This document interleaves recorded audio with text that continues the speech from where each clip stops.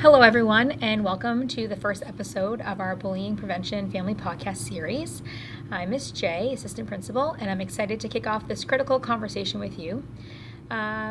Throughout the week, we'll be sharing short, family-friendly episodes that unpack kind of what bullying is, how we handle it in our school, and most importantly, how you can partner with us to keep all students feeling safe and included.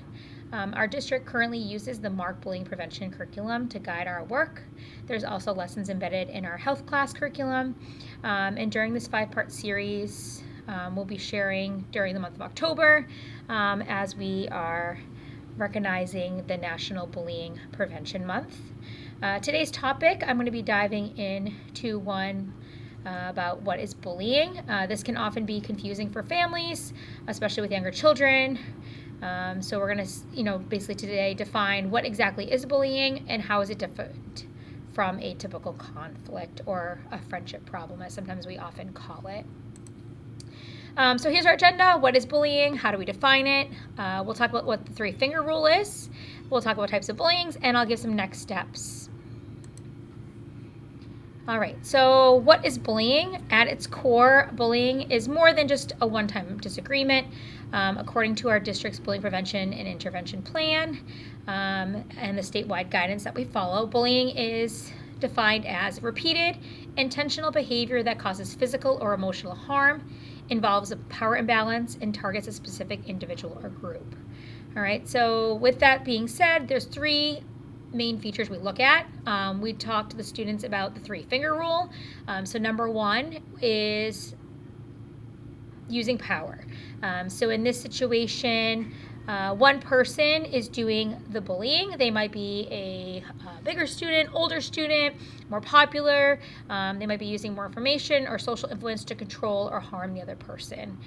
So this isn't 2 friends arguing back and forth. It's one person being unkind or mean to another. The second finger in our 3-finger rule is using power over someone to be mean repeatedly. This is the part that really we hone in a lot about, is because sometimes students will be like, oh, that student called me a name, it was mean, I'm being bullied. It really needs to happen more than once over a period of time. We often use with students examples such as at recess every day, or every time I'm sitting on the buddy bench, or every time I'm in gym class. Things like that. So really important that's repeated. And the 3rd finger is using power over someone to be mean repeatedly and on purpose. So this is intentional. This is not just an accident. I bumped into you in line. We're going out for recess. This is a person trying to hurt or upset someone. This is really with intent. So it needs all 3 of these things to be bullying. This helps guide our conversations with students to help them clarify if they are in fact in a bullying situation.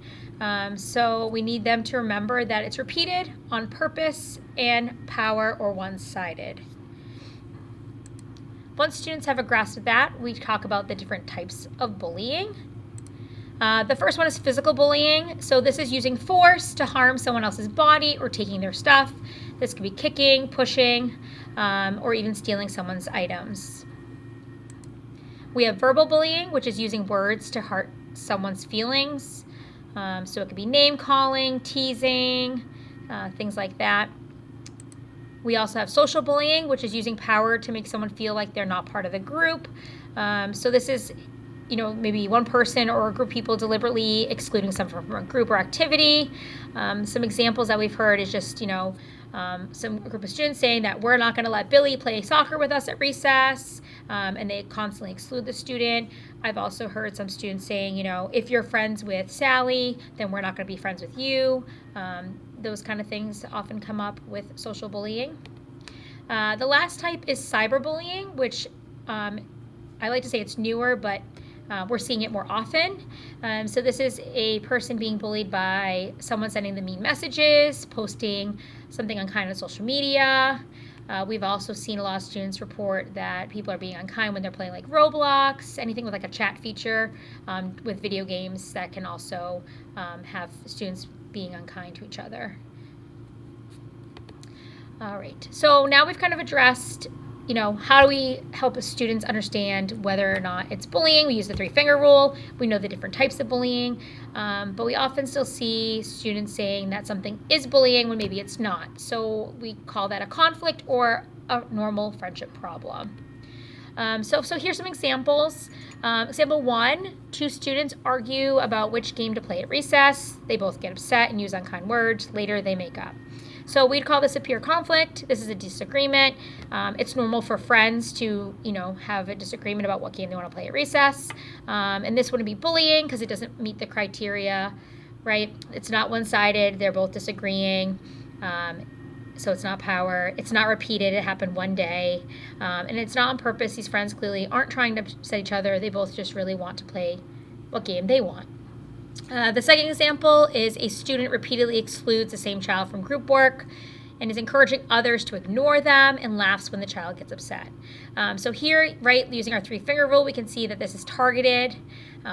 They're purposely, right, on purpose excluding the other student. It's repeated. It's happening every time there's group work. And they're meaning to cause harm, right? That's the intentional piece. So this would be considered bullying. So why is that important for us to know the difference between bullying and conflict? Well, it's important for families and schools to be on the same page. That's how we can work together. We also want to respond clearly and teach more effectively to students kind of these ideas. And we want to build stronger relationships with students, right? If we're able to have students appropriately communicate with each other, we can kind of avoid, conflicts rising to the level of bullying. And as a school, we take every concern seriously. Some next steps, if you're looking for things at home or conversations to have with your student, even though we're celebrating the month of October, National Bully Prevention, we really want to focus in on kindness. It's a lot more effective to use the word kindness than keep saying the word bullying, because then students often repeat the word bullying when something may not in fact be bullying. So you can talk with your student about ways to be kind, right? You can give examples from around the house. It's kind that you filled up the dog's water bowl and food for mom so she didn't have to today. It was kind that, you let your sister have the last snack. It was kind that you wrote a note to your friend when they were feeling sad, right? There's so many different ways that we can promote kindness. If your student does come home and give an example of something that happened that they're upset about with their peer, you can really reflect on that three-finger rule when speaking with your student, right? You can ask them, was it one-sided?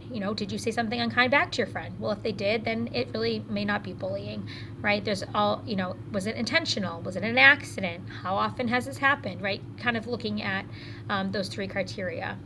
If a student is upset and is a peer conflict, you can encourage your student to speak up with their peer. You can encourage them to check in with your teacher, right? And we really do as a school want to work together with families. So please, reach out if you're unsure whether something your child has experienced is bullying. We're happy to talk and listen and work through anything with you. So that kind of wraps up our first episode here. Hopefully you learned the three-finger rule, the different types of bullying, how to identify the difference between bullying and a conflict or normal friendship problem.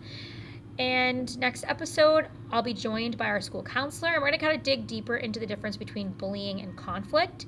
And we're going to kind of explain some of the restorative practices we use here at school when we talk with students to repair their friendships, and give some good advice for families to use at home, and hopefully some sentence starters and things that you can help have those great conversations with your student to support them as they navigate their friendships. Thanks for listening, and we'll see you on the next episode.